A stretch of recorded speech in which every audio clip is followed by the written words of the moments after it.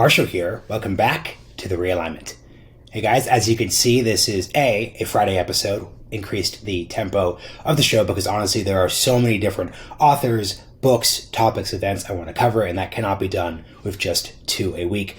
Secondly, this is actually the last recording I do before I get married this weekend. I did a small Jewish ceremony in DC, and now this weekend is the bigger party with friends and family in Austin, so very pumped for that. So we're going to make this intro pretty quick and dirty, super straightforward. I'm interviewing Zeke Faux of Bloomberg. He's got a new book out. It's called Number Go Up, Inside Crypto's Wild Rise and Staggering Fall. The cover of his book features Sam Bankman-Fried, SBF, so there'll be plenty of coverage of that topic, but also how crypto found its way into Washington and the longer-term lessons and debates over the future of cryptocurrencies themselves. Hope you all enjoy this conversation and have a great weekend. Zeke Faux, welcome to the Realignment. Thanks a lot, Marshall. So this is my favorite meta question to ask any tech journalist when we discuss anything related to crypto. So the title of your book is Number Go Up, Inside Crypto's Wild Rise and Staggering Fall. I'm going to offer you a warning as someone who hangs out with the tech and a lot of like the pro crypto crowd. If crypto comes back and you write anything negative about crypto, people will take this cover and your usage of the word staggering fall and dunk on you for eternity. In the same way that Businessweek author who wrote that anti-Amazon piece in 2000 has been dunked on for the rest of time since. So I'll just ask you kind of like the meta question, like how much of when you're thinking about this topic and thinking about new technology, is there in the back of your mind a concern that I'm calling something a little too early? So it crossed my mind that I could enter the ranks of like famous donkeys and that everyone would just tease me about how wrong I was while they're all, while we've all moved from banks to like our wallets are just full of Solana tokens and we've forgotten about the US dollar, and like the Winklevi are the kings of the world because they own the most Bitcoins, and Bored Apes have filled the Museum of Modern Art. Like in that scenario, yes, like people will laugh at me, but I think it's very unlikely. And Amazon, I was happy to see Amazon made Number Go Up an editor's pick in the history section, which I think totally appropriate. Like we're never gonna see a bubble like this again, and I felt like I had to call it like I see it and not try to hedge, even risking some embarrassment. Yeah, there's the cowardly question mark you could have dropped at the end of Staggering Fall. And there's a terrible update note in the paperback edition. But I think this is actually a good place to start, though, considering your claim is that we are never going to see a bubble like this again with crypto, because that kind of takes us back to the Amazon example in the year 2000. Because like, once again, you're coming out of the .com bust. Amazon's kind of like cratering, like not doing as well. I think it'd be easy to say something similar along the lines of like, wow, like the 90s were crazy. It's never going to be like that again. Obviously the 2010s call, and then things are even crazier. How would you separate our understanding of crypto and this topic in SBF from maybe Amazon and Jeff Bezos, kind of bookending two different eras of the tech industry? Yeah, I mean, crypto advocates will often bring that up to me and say, look at like the early days of the internet. Not everything, people made all sorts of wild claims. Then they didn't work out. But now we all live on the internet, and like some of those .com companies are some of the biggest, most successful companies in the world. And to me, it's different. I lived through the early days of the internet. I was a kid. I loved the internet. I used it all the time. I was downloading games. I would dial my friend directly in order to, our modems would connect and we could play Warcraft against each other. I was on like bulletin boards. The internet was awesome. And with crypto, I came into this book not really that knowledgeable about crypto. I just like read about it like everybody else. And I had this sort of impression from hearing people talk about crypto, even though I'm skeptical about it, I thought that it must be somewhat useful. But as I dove in, whenever I would meet a crypto founder, I'd say like, your product, can you demonstrate it? Like, I'm a writer, I need to see how this works so I can write about it. And they would be like, oh, like we've raised $100 million for our coin, but we haven't done anything yet. There's nothing you can see. Or I'd ask like, where in the world is crypto really being used? And people would point me to El Salvador. I went down there to see how it was working out, and it was like a total mirage. They had painted this picture of like a country that had adopted Bitcoin and where Bitcoin was helping the poor. But I get to El Zonte, which Bitcoiners have nicknamed Bitcoin Beach. It's like this little surfing village, and there are claims being made that this is like a place where locals have like changed their lives by using Bitcoin. And I get to like a bodega. So the first place I try and buy anything, and I get it's like 90 degrees there. I grab a bottle of water. I go to pay, and I'm like, I don't speak. I've got like my gringo Spanish, so I'm like, puedo pagar con Bitcoin, and the clerk is just like, basura, trash, and he grabs the water and he's like, get out of here. And that was like the reaction I got there, where like nobody wanted to use Bitcoin, nobody wanted to talk about it. It was just like this annoying thing that tech bros would come and make YouTube videos about on their beach. And I felt that a lot of that applied to like a lot of crypto world, where it sounds good if you hear somebody talk about it for a minute, or actually sometimes it sounds pretty crazy, and then in practice the promises are not, it's not living up to these promises. I really appreciate your point about how like you actually grew up on the internet in a way that the Businessweek writer from 2000 obviously didn't, because like I think we're from like similar age cohorts. And like I remember like when we got Windows 95 in our house and I first got on the internet and like did all these things, and the line, I've interviewed a lot of crypto founders in like the my more tech focused podcast where it's like very positive. I'm not a journalist, so I'll just kind of ask them a friendly question. And my current frustration, or then current frustration, I never got a good answer to, was, hey, like I remember when I was at debate camp in 2007 and someone like showed me Facebook, and I'm like, what's Facebook? They're like, dude, it's MySpace, but it's like 100 times better. It just opened up for high school students. Like, you're going to love it. And it was just the coolest thing ever. You didn't have to write, you didn't have to spin a narrative. Like I think you'll appreciate this, because I think we may share like journalistic frustrations here. I would have these people, I'd interview these founders, and they'd give me this like very well-written narrative of like, man, like, doesn't it suck how like the banks did this, or like all these people promised that the internet would do this, or that. And I kind of realized, I was like, wait, like all that could be fair from a narrative perspective, but Mark Zuckerberg in 2007, his company built such a good Facebook that someone didn't need to come to me and say, hey man, like, don't you feel like we're just bowling alone? Don't you wish that like we had a way to like integrate? And no, they just showed me a cool app that did cool stuff, and that's why I used it. So from your experiences, I'm curious because that was me interviewing people and having that kind of frustration. How did this intersect with your frustrations? It was exactly the same for me. Like, I remember so I'm trying to solve this mystery, right? I approached it like I'm an outsider. I'm just like, why are all these coins going up and up? Why are my friends making big money on Dogecoin? What's at like the center of this mania? And one of the first places I went was Bitcoin 2021. There's like a big conference in Miami. It's one of the first ones after like COVID rules loosened up. And I sit down with this guy, Alex Mashinsky.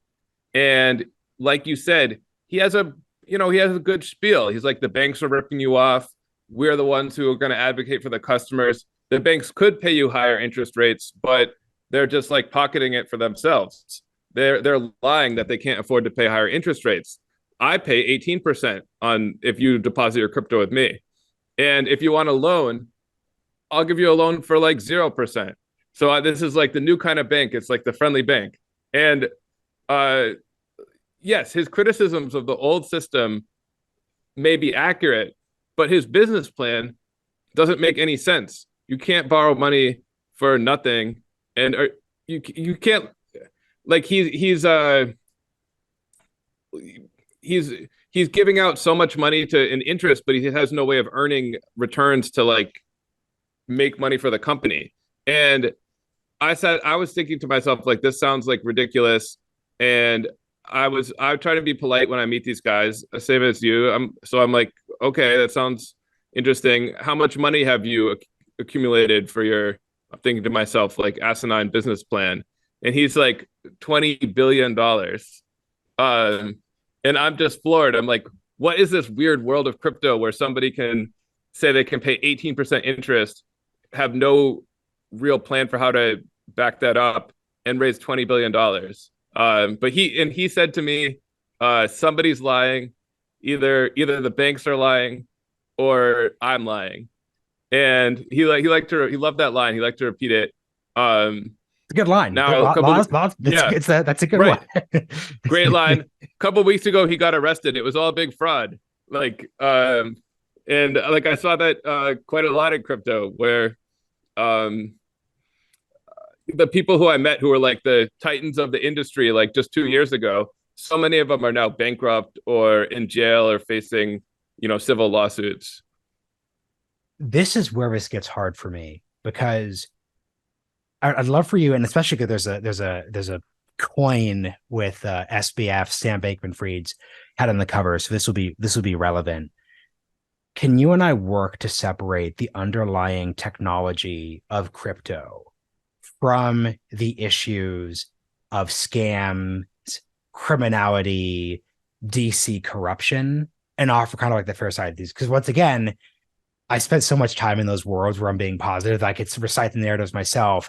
Come on, man. There was so many scams on the internet. That's like us writing a book in 1996, separate from the tech bubble, and saying like, look at this internet pirate. He stole all this stuff and he's in jail. Totally crazy. You know what I mean? Like, how do you separate those two things from me? Because I think when you don't do a good enough job of separating, you set yourself very easily as kind of like the adversary who like a crypto founder wants you to be. Like, come on, like I work at think tanks, I work at University of Texas, you work at Bloomberg.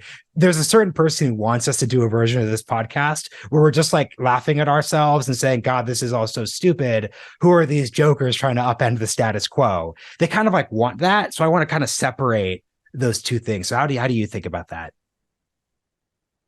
So I think that certainly like some of the technical aspects are interesting, and it's like a lot of like nice people have worked really, really hard to come up with cool things to do with crypto.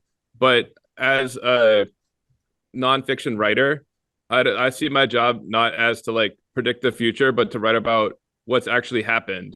And I think it's actually amazing how many people have spent so many hours working on crypto stuff, how little they've accomplished.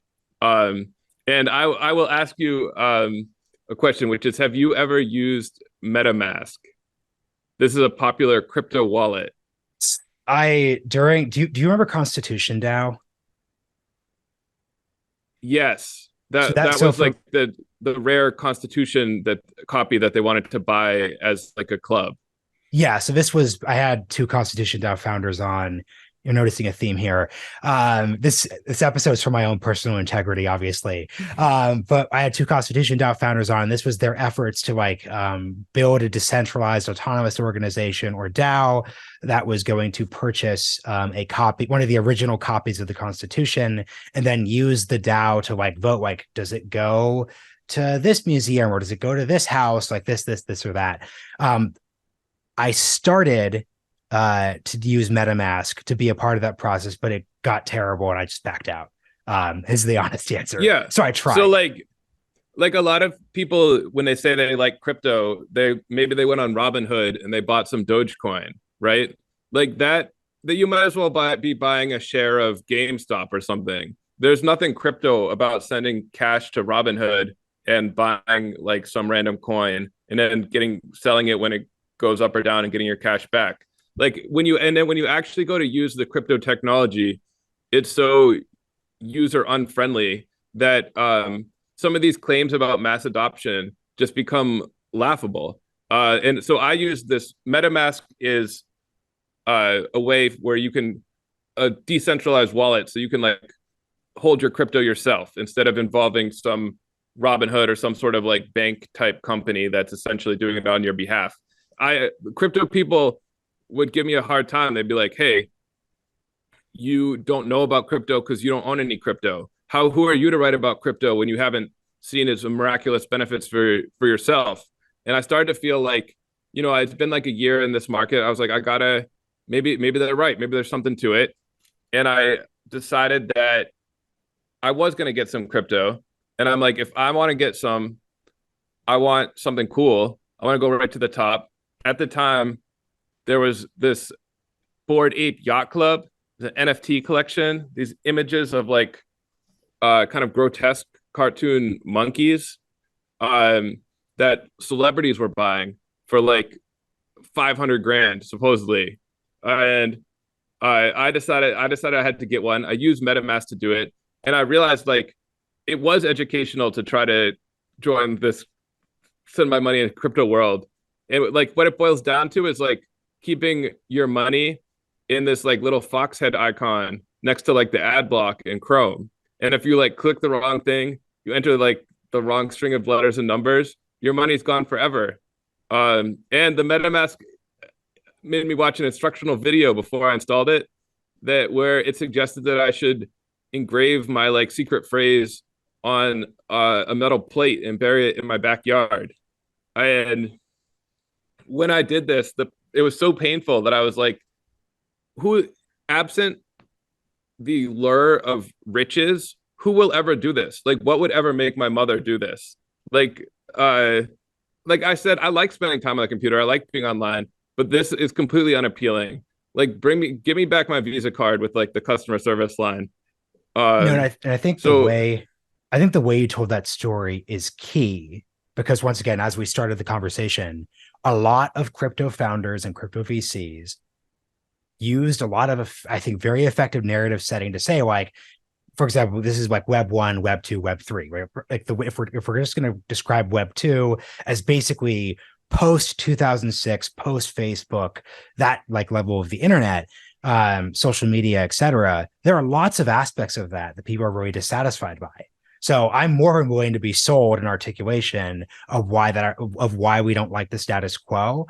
But in your articulation of everything that you had go wrong or unenjoyable about MetaMask, you could say everything from like, I don't like privacy, I don't like Mark Zuckerberg, I don't like this, or that. None of those annoyances are enough to force you into using the Web3 crypto alternative. And that just seems to be the underlying issue here. I mean, I totally agree. I think that, Facebook sold itself. Like everybody was talking about it at college. People couldn't wait to use it. And like crypto's been around for 14 years. It's as old as Uber. It's as old as WhatsApp. And like, ask yourself, do you ever use it for anything? Do you know anybody who does, other than maybe, buying some coins on a centralized exchange? But I think that for a couple of years there, like this is where the title of the book comes from, like number go up. And crypto did have a killer app, which was that if you bought it, the price would go up and you would get rich, which is really cool. And that's actually the ultimate use case. Yeah. And I actually, so at this Bitcoin 2021 conference in Miami, my introduction to crypto world, a guy gave a speech with a straight face where he talked about what he called number go up technology. And he was like, as the number goes up, people make money. Then other people want to make money, so they buy Bitcoin. Then the number goes up more. It's like this never-ending cycle. That's too close to the Ponzi scheme thing. That's a little too.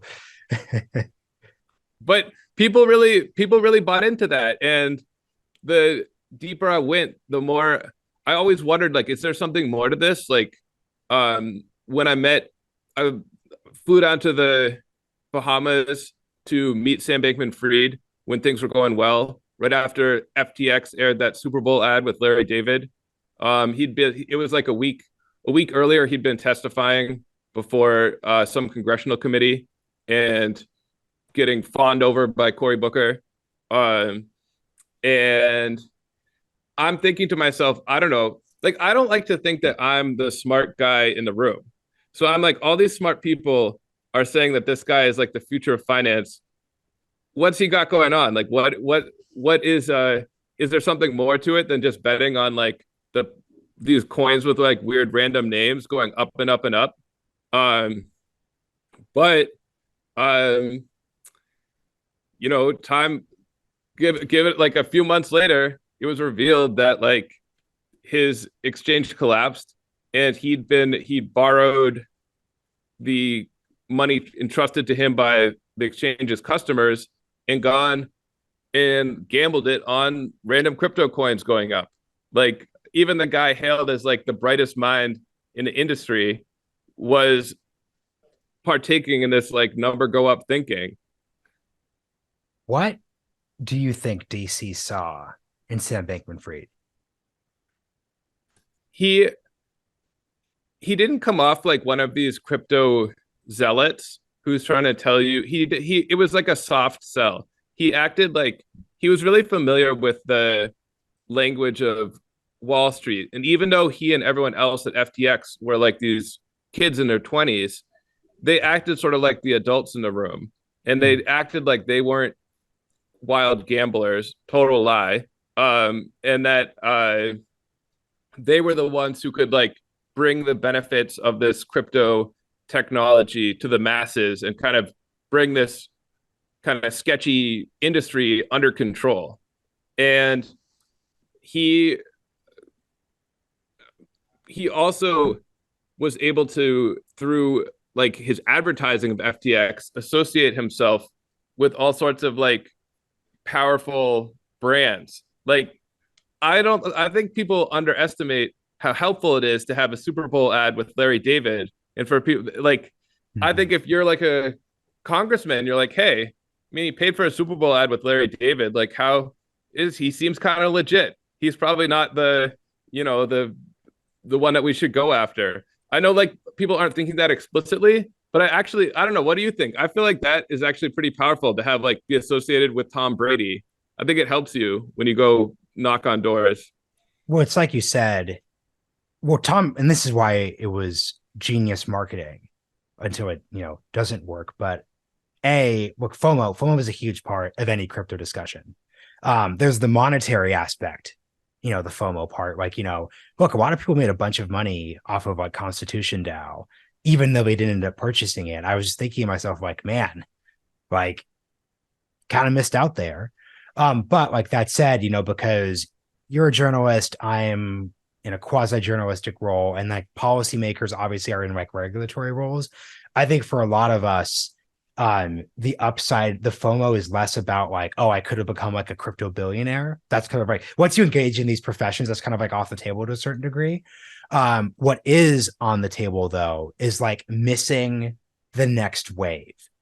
Like for example, I think if you're in DC, you see that crypto's happening, you see technology, you see all this language where like this is happening, it's going to bowl over the regulatory barriers, it's a response to the 2008 financial crisis, and you do want to participate in that, but you just can't.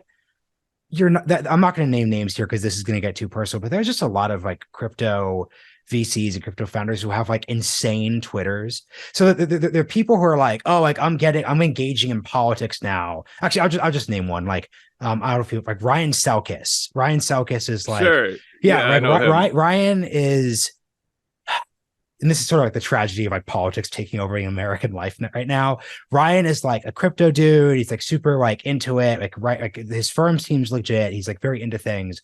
But over time, over the past year, I've seen him like get more and more and more aggressive. Like, screw DC. You're trying to destroy crypto. We're going to flee to Singapore. I'm going to support RFK Jr. now. And I'm like, wait, whoa. I'm like, whoa, dude, just like dial it back. So like, if you're Cory Booker, you're not, no matter what Ryan says, you're not going to go with him. But when you get SBF, who's this like cuddly, like nerdy guy, who's weird enough that you still feel like you're with it, because you can't have the guy in the suit. A guy who's just like normally in a suit like this, that wouldn't work. But you're like, oh, this guy's like me. It's like the not too hot, not too cold, just right.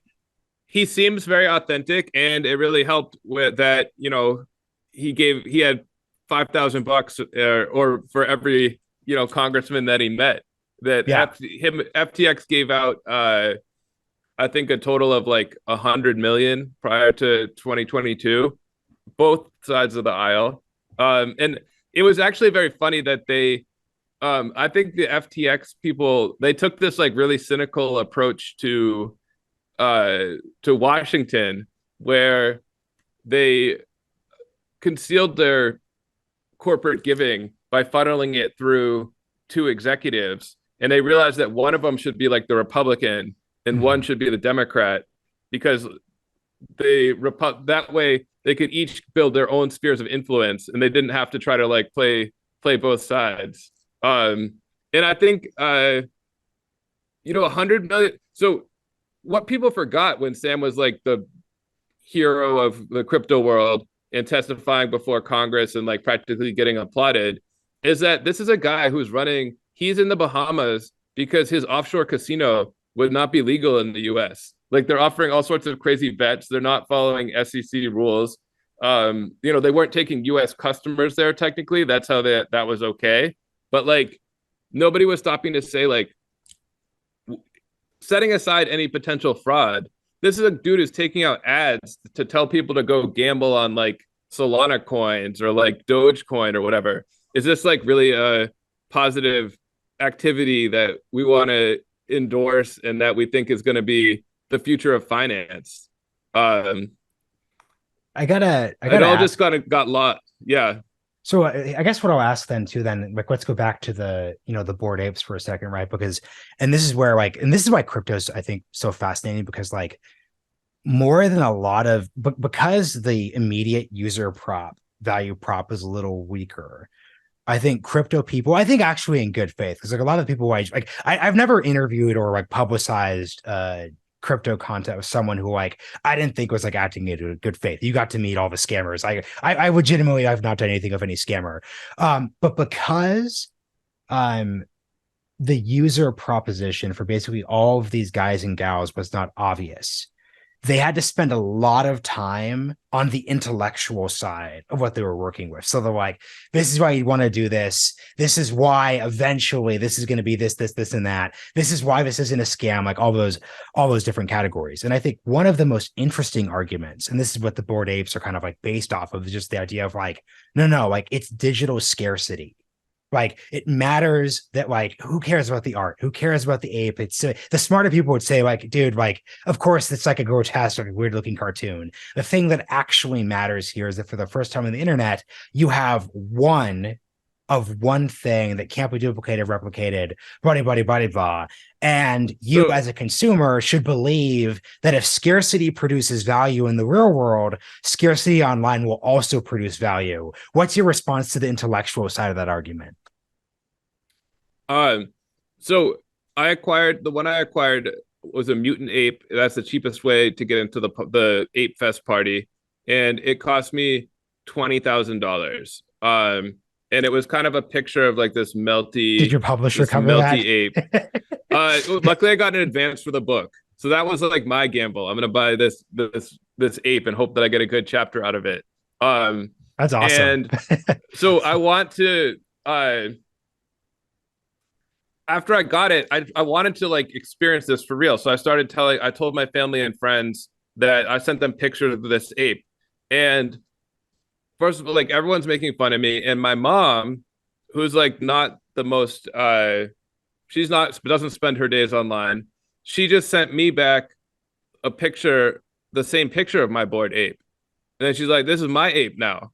And I'm like, listen, Mom, for like a lot of blockchain-y reasons that we don't even have enough time to explain, you will never own this ape. It's mine. But like, this idea, so like these NFTs can be downloaded. Anybody can look at them.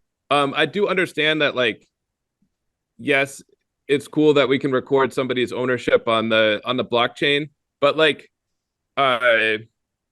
in what do you really own when you buy this Bored Ape? And one thing I thought was funny is that they've invented the NFT. it's like a cool idea, gets invented. Yeah, you could have like these unique art pieces. What do crypto guys do as soon as they invent this? Oh, let's have like 10,000 bored apes that all look basically the same so that they're like actually pretty fungible and we can gamble on their price more easily. And like, let's just have a lot of like anime cartoons that people can use for their Twitter icons. So like, there might be some value in the technology, but like immediately everyone's like, how do we just turn this into like some sort of gambling craze and make a lot of money on it? That's actually because that actually gets to the big problem I had with Constitution DAO, which is just like when you find okay, this is actually good because if you listen to any crypto interview I've done or any of like read any of the work that you've done, the crypto proposition is essentially that if we financialize X, Y, or Z thing, it will result in a better endpoint. So with the Constitution DAO people, a part of their marketing, which is why it made a good podcast, was, hey, like, we're not just doing this because it's cool to own a constitution.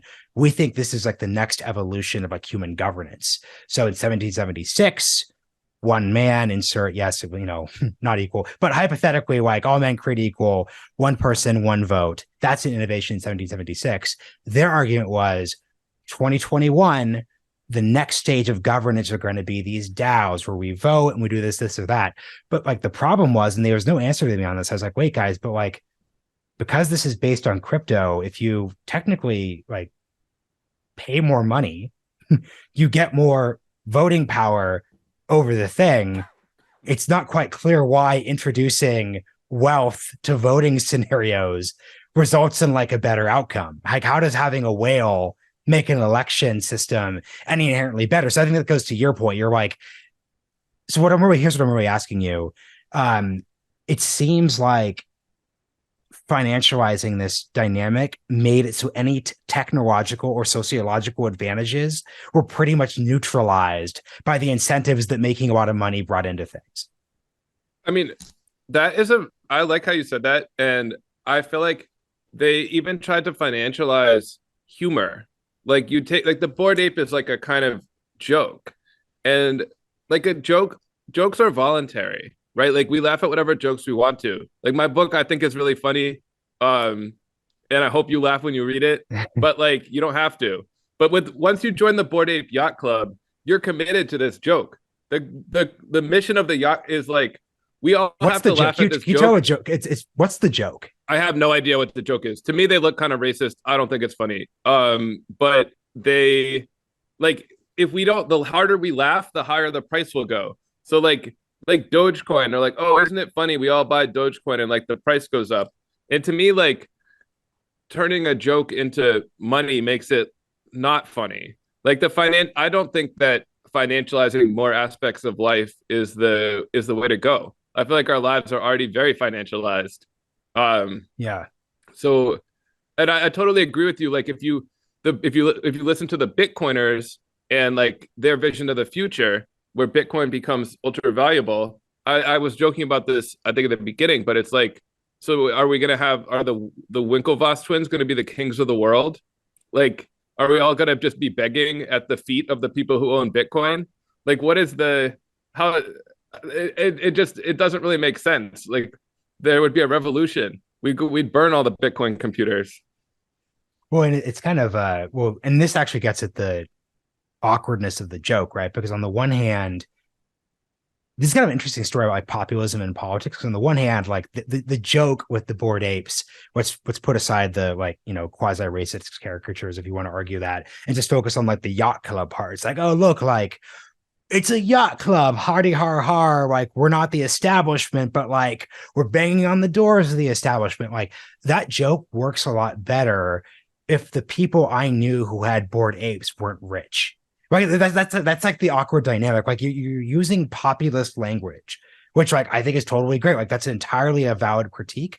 But if every single person I know is either rich or like is connected to people or went to like the certain set of like Ivy League to Stanford schools, it defeats a lot of what I think would actually like be funny there, because like the funny thing is like a lot of the people who I know who are Bored Ape Yacht Club owners are also people who are like in a different America. You guys would also be joining yacht clubs. So it's kind of there's this like, do you know what I mean? Like who the hell wants to join like, I'm from Portland, Oregon. Who wants to join a yacht club? We're slightly past that being the like image of like the establishment being mean. Well, so people in the NFT world like to talk a lot. They also like to talk a lot about community and like storytelling, like collective storytelling. I obviously love stories, so I thought that was cool.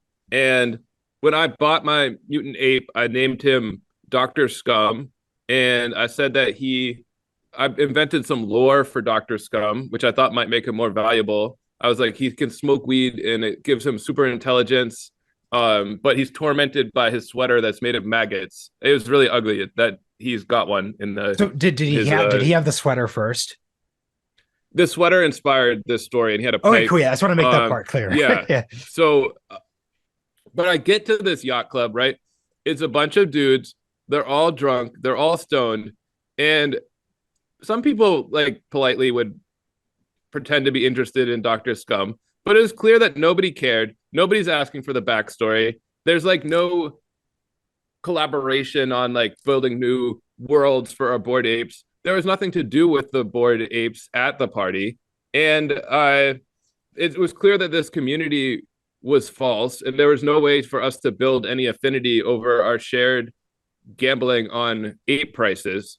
And at the party, I saw, I did see Snoop and Eminem, which was cool. Snoop performed a whole song about how we should all buy ape coin, the official currency of Bored Apes. I think the SEC should go listen to that song. I don't know how they missed it. But I saw Jimmy Fallon there. He was a member of the club. He had showed off his Bored Ape that cost a couple $100,000 on the Tonight Show with Paris Hilton, who also had one in this really awkward segment. And I thought, you know what? We're both apes now. We're bros. I'm gonna go talk to Jimmy Fallon. So I went behind the velvet rope, or behind his like there's no velvet rope, but he's kind of in this VIP area with his security guards, which I go over to him. I showed him Dr. Scum. He like pretended, like everyone, he's like, okay, cool, thanks, we all have them, we're all here.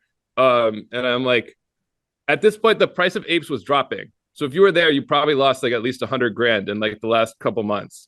So I was like, Jimmy Fallon, you endorsed these Bored Apes on your show, and like a lot of people, I think that was actually pretty influential in getting this going. Now people are losing real money. What do you think? And it's just like, oh, it's not like about investing, it's just for the community. And I'm like, all right, first of all, you want to be part of this? What? Come on, you're off in the VIP. You don't want to be part of this community. And second of all, maybe it's not investing for you. You got like $100 million, but these other people, it's like that's a lot for most people. Buying a $500,000 Bored Ape, that's like probably represents the majority of their investment portfolio. So in the end, I was able to unload my Dr. Scum. I posted him on OpenSea, the website where you sell NFTs, and somebody bought him for, even though as soon as I got Dr. Scum, I was like, I'm going to be the last idiot who ever buys one of these. Like, I knew that I'd be able to sell them because they sell every day. Like, you can look, people are buying and selling them. But once you have one, I'm like, I just felt like it will never happen. Who would ever pay me $28,000 for this stupid thing on my phone?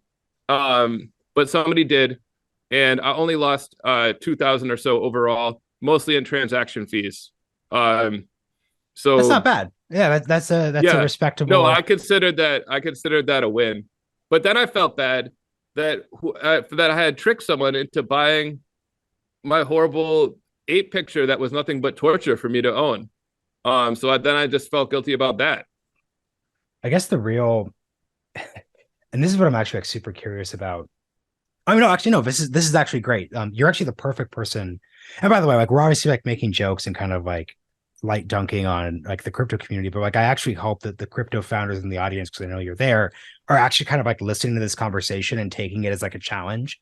Because like, we're raising like serious critiques here. Like, dude, like you like Zeke, like you're a journalist. Like, this is the age of journalistic IP, right? Like best case scenario for you, probably Michael Lewis is going to end up winning it, but like someone's going to get their SBF book turned into a movie, right? He already got $5 million from Apple. Showtime. Maybe you could find Showtime or Hulu.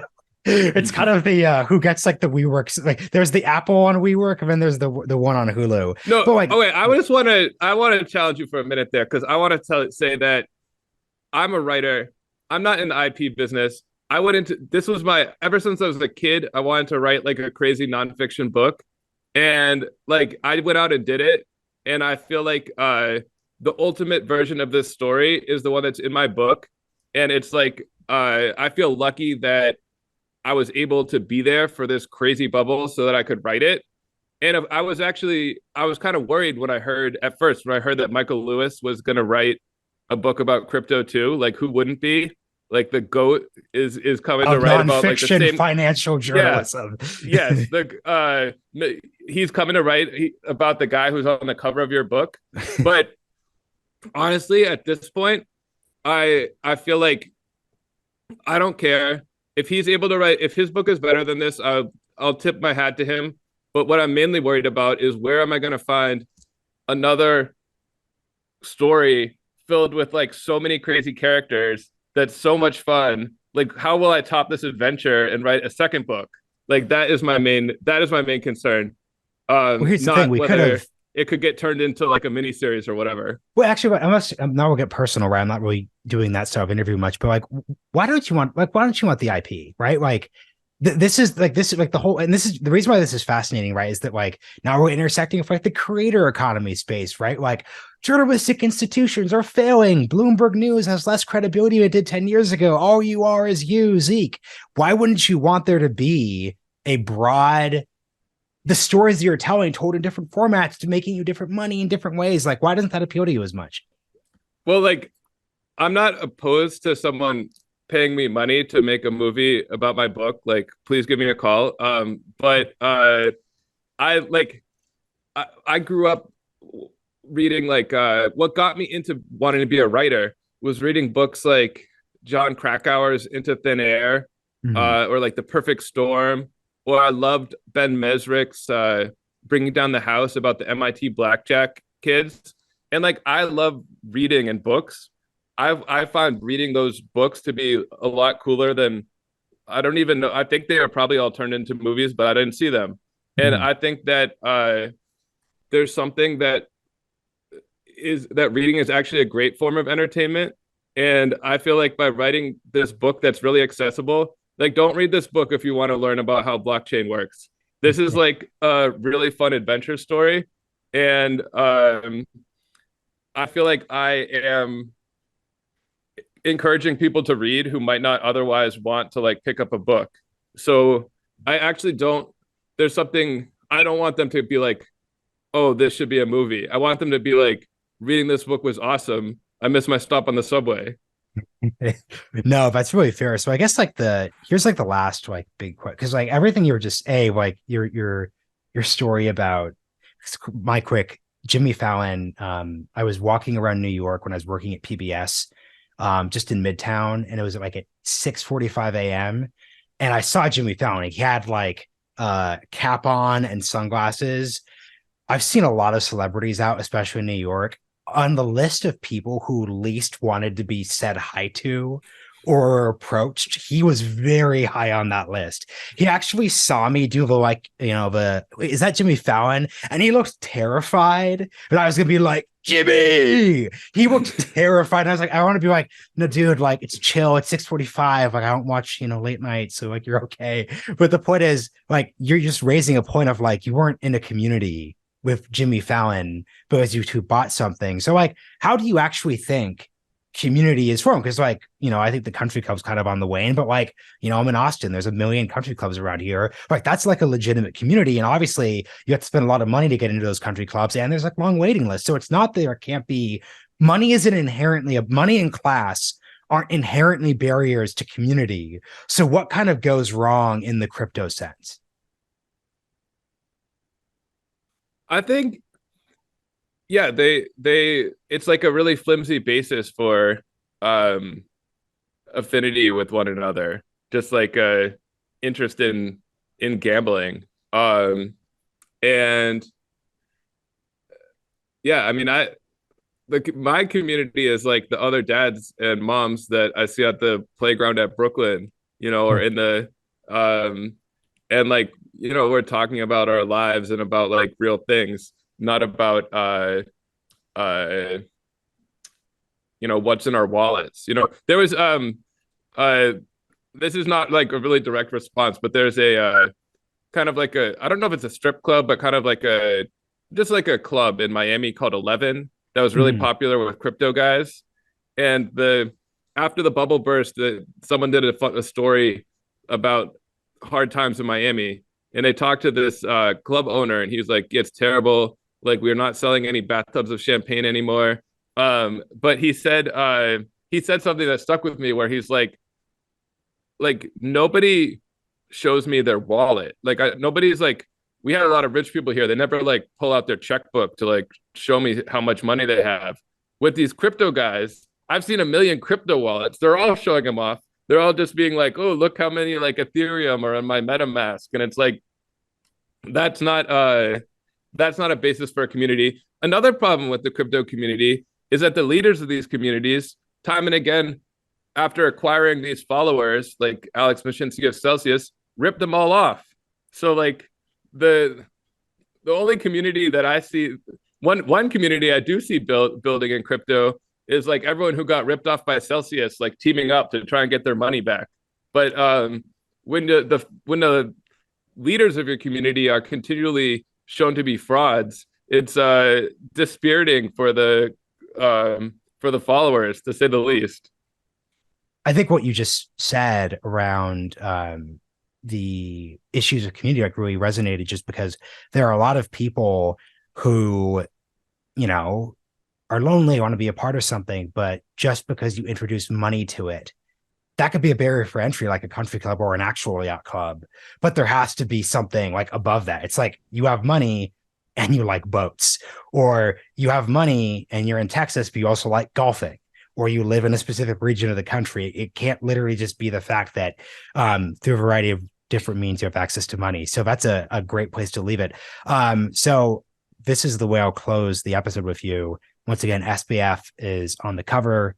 Government folks are listening. What is your number one piece of advice when you are a senator, member of Congress, or frankly, a staffer who's approached by the sort of,